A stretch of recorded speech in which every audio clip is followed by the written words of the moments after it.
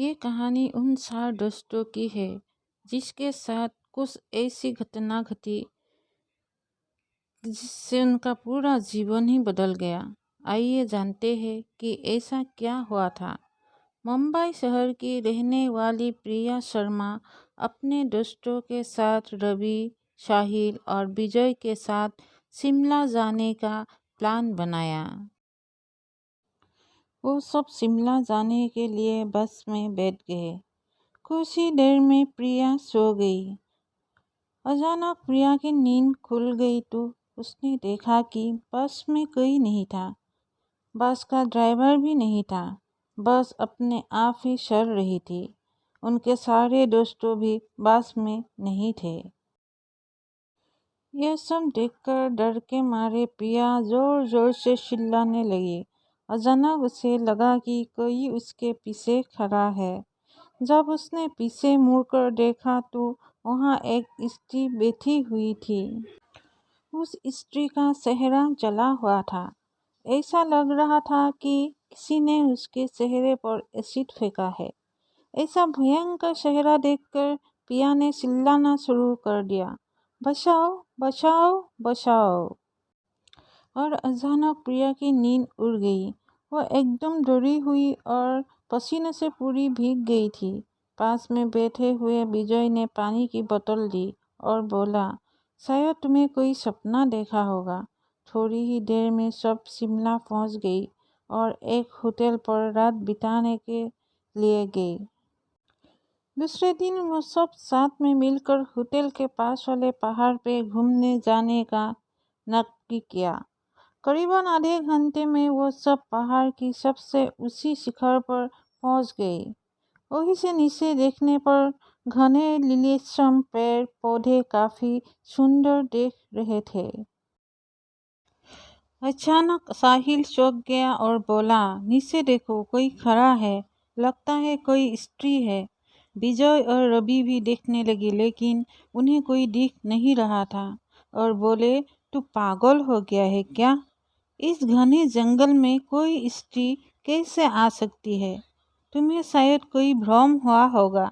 उसके बाद वो सब खाली जगह पर चले गए। रात होने वाली थी इसलिए वो सब ने पहाड़ पर ही रुकने का निर्णय किया। इसलिए उन सब ने वहाँ पर ही तंबू लगाया और खाने पीने के लिए सामान बाहर निकाला।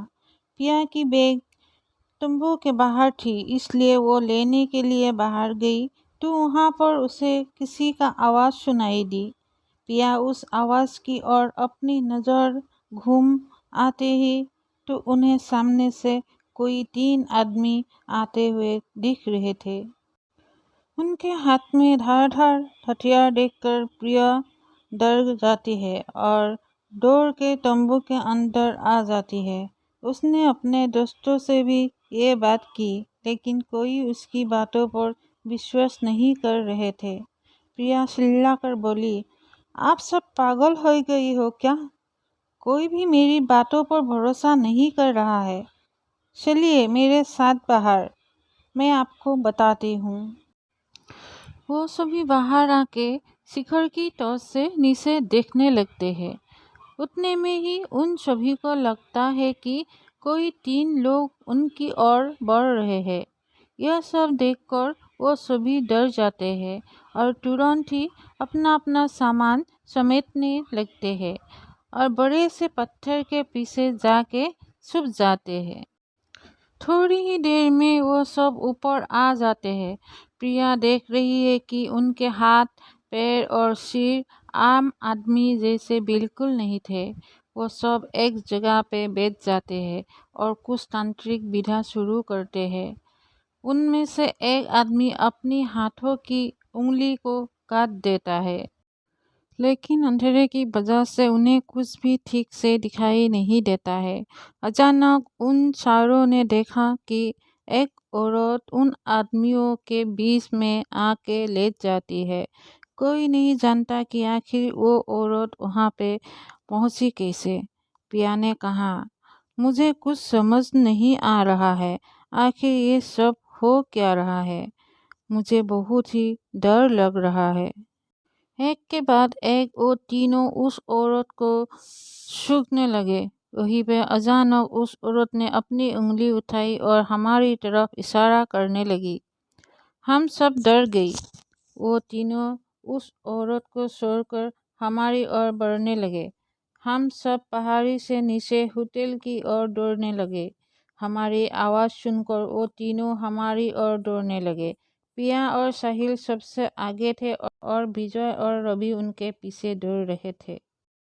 पिया और साहिल होटल तक पहुंच गए, लेकिन रवि और विजय का कोई पता नहीं चल रहा था। हमने होटल वाले से उनके बारे में सभी बातें की तो उन लोगों ने कहा कि उस पहाड़ पे कोई नहीं जाता है। वो पहाड़ शापित है। जो भी वहाँ जाता है वो कभी वापिस नहीं आता है। आपकी किस्मत अच्छी थी कि आप अभी जिंदा है। लेकिन हमारे दोस्त रवि और विजय कभी भी वापिस लौट के नहीं आए। हमने उन्हें ढूंढने का बहुत ही कोशिश की, पुलिस कंप्लेंट भी करवाई, लेकिन कोई फर्क नहीं पड़ा।